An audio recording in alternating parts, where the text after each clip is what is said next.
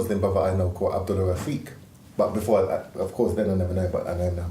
So he used to live next door to him, Abdullah Rafiq. So Abdullah Rafiq used to give him Malcolm X books, Malcolm X videotapes, Malcolm X cassette tapes of his lectures and stuff, and CDs, no, not CDs, I'd have this cassette tapes. And then sometimes when I go raving in the weekend, I'd come home drunk and say, nah man, before you go to sleep, you're gonna watch this. So I'm half drunk, and he's playing me this thing to watch. I used to bunk off of school and go on the front line and, you know, like be a little runner for the drug dealers or the prostitutes, and I used to think that was it. You understand? That is the life. You know what I mean? All that glitters not gold, and a lot of things that people think are fun, are they really fun? Really? Is it really that fun? Just being out of your head and you don't know what you're doing and you're vomiting all over the place, and is it really that fun? Because really, it's not really, but at the time, this is what they tell you, this is what fun is.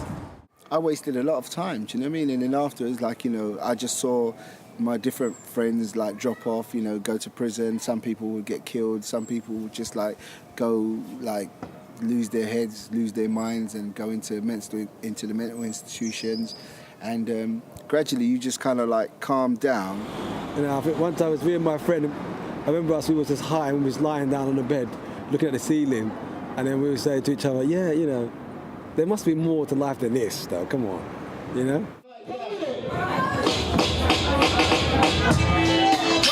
Oh gosh! Oh yeah! People, hear this!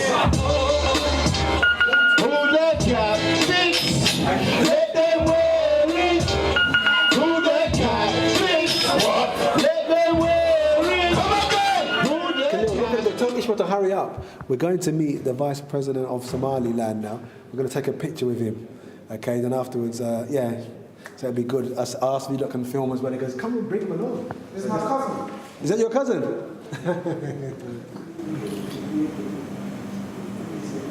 Did you get a nice picture? Yeah, that's for sure. It's good. This is the Vice President of Somaliland. And whatever the audience wants, we'll give it to them. And that's why, you know, we're able to perform for many different tribes and communities, you know, in Islam. So today, we want to find out, you know, what they like.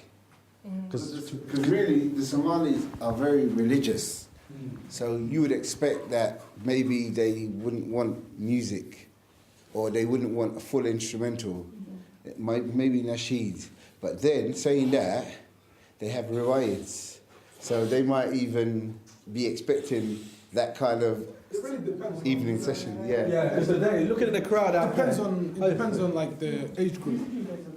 If you got like people like my age group, they're more likely to be more relaxed about it. So like there's events and things happening, they'll be able to, you know. But the older generation didn't grow up that way, so therefore, if they listen to like reggae, what they want me kill them, you know, something like that. If they listen to something like that, then they'll be like, oh no, you know, because it's not good for their ears. But again, they will listen to music, but it'll be music that they can relate to. Don't edit nothing out, just leave it as.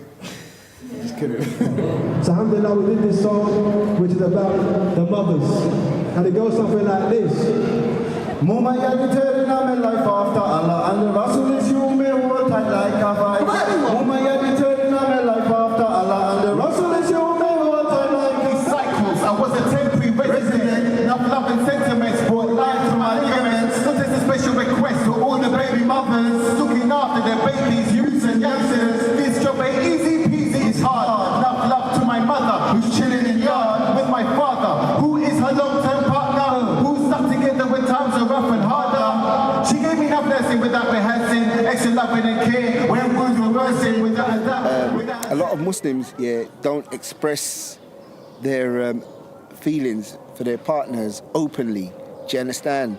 Like some do, a lot do, but a lot don't. A lot just kind of, it's like a kind of macho thing, kind of. Do you understand? Like, and that's what I was talking about. The track that we're making, we're doing "Stick by Me." It kind of expresses your affection for your partner openly, and we don't know how it's going to be received by the Muslim. But do you know what I mean? I hope that, you know, in future the Muslims are just open to things like that. Do you know what I mean? That a man can say, look, I love my wife, man. You know what I mean? it's the best thing that's happened to me. I didn't imagine I'd have 6 kids, you know what I mean? So, do you know what I mean? I've got 3 children. I've got 2 boys and 1 girl. I'm extremely worried, but what I'm happy about is that the foundation that I'm building for them now, is much firmer than my foundation was. So to be honest with you, I know when they get to a certain age, with what we've taught them, even if they did go out and experience certain things, okay, because the foundation is so strong, they will come back to what they know is best by themselves. At the end of the day, because my aim was to settle down to get married, so, and I know deep down that's the right thing to do. So that's the way I see it. Of course I get temptation, I ain't gonna pretend, I'm not gonna say. Of course I get temptation, but I know if it's for the best that I have to settle down.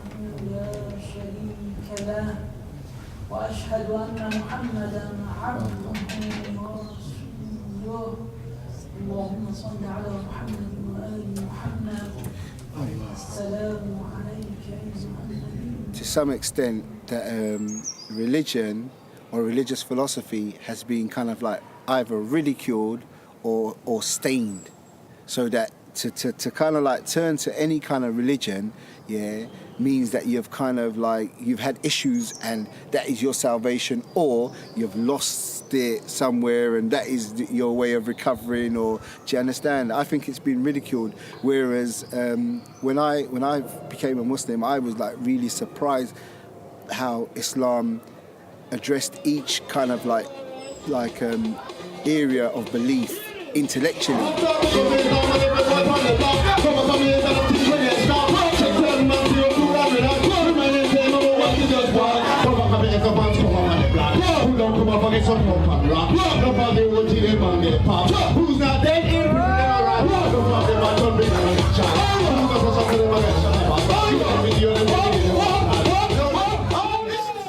To be honest, we've gone past a lot of our aims that we wanted to achieve, actually, because, for example, I mean, if one person has been influenced by our music, then we're happy. And we know now that there's been hundreds that have been, which is, for us, is fantastic, really.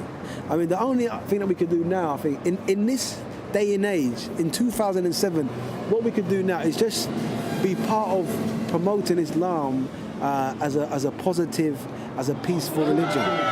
When I say Islamophobia, you say don't believe the hype. Islamophobia! Don't believe the hype! Islamophobia! Okay, on the track, please, selector. Yes, sir. Bring it, come. Come, pump your feet, pump your feet, pump your feet, pump your feet. What? That's some kind of bump it on that track. On road, the human is under attack. The devil's on the bump on the attack. On road, your kid is amazing. How they just become stuff ablazing. They get the youth engaging with the raising. Juveniles with stars, the things are mad crazy. They dancing, dancing, man on the dancing. Everyone wants to be the next one. Just with the back, keep down, with the